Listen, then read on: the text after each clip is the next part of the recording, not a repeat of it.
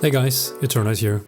Today I'm going to share my thoughts on plugin emulations. This is probably going to be a controversial take, but as always I'm going to back it up with examples and science, if you will. So just to be clear, when I say plugin emulations, I'm talking about the effect plugins that aim to emulate the analog gear, like the physical thing, right? The thing you see installed in old studios. And to be a true emulation, it should have the same amount of knobs and buttons with no extra features. Let's take a look at an example. So this is CLA2A, a legendary compressor that people for years and years have used on vocals and on drums in the analog domain. But in recent times, in Hardstyle, we've picked it up to use this on our leads because it gives it a very snappy and present feel.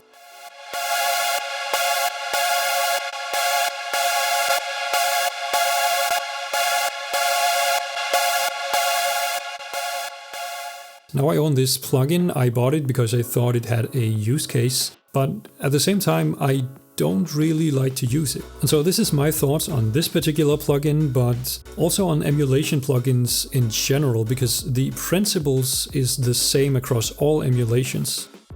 The first thing I dislike about emulations is the fact that they are super limited in their feature set. So in this example, we're dealing with a compressor, right? And a compressor usually have settings like threshold, ratio, attack and release, and so on.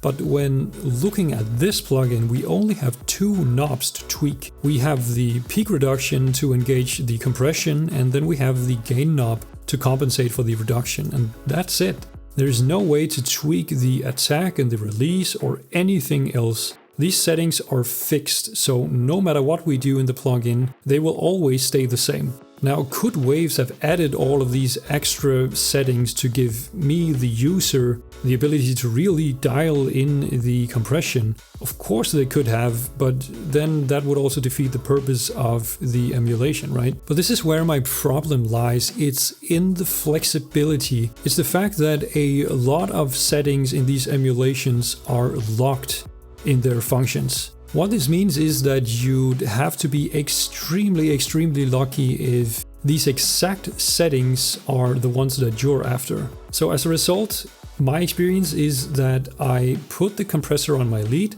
I like the sound that it gives my lead, but I would like to have just a little bit longer attack time for it to be optimal. And because this plugin simply doesn't allow me or give me that option, I can then choose to live with it, or I can simply just use another compressor that allows me to get that optimal setting.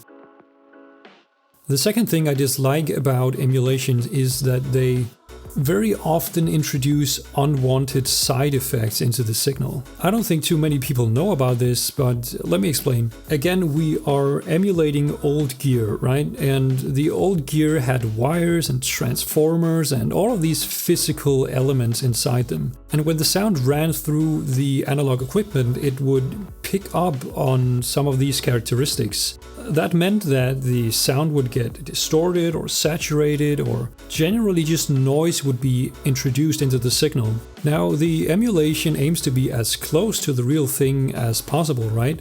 Well, let's take a look at it.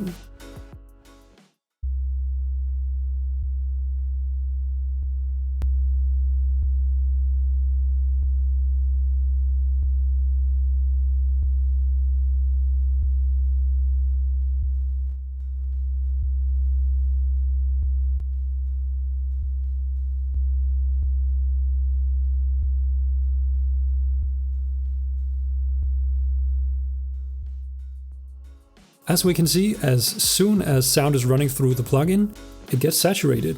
And this is even without engaging the compression. This is just the signal running through the plugin.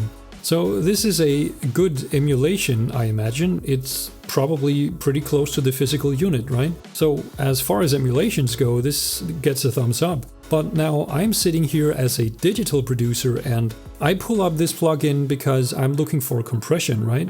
I didn't ask for saturation or for noise to be put into my signal, but using this plugin gives me no option but to have it. Now, sometimes I would use compression and saturation on the same sound, But again, in this emulation I have no control over it whatsoever. It's just fixed if I want to use this plugin. And once again, this is one of the reasons why I don't find myself using emulations almost ever anymore. I would much prefer loading up 2 separate plugins that give me full control over each of the effects that I'm after. So one plugin for the compression and one plugin for the saturation.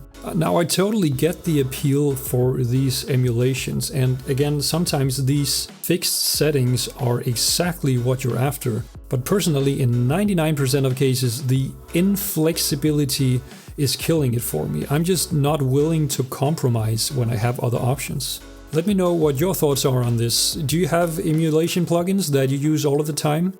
Put them down in the comments below. Alright guys, that's it for this video. Remember to like, comment and subscribe, and I will see you in the next video. Bye.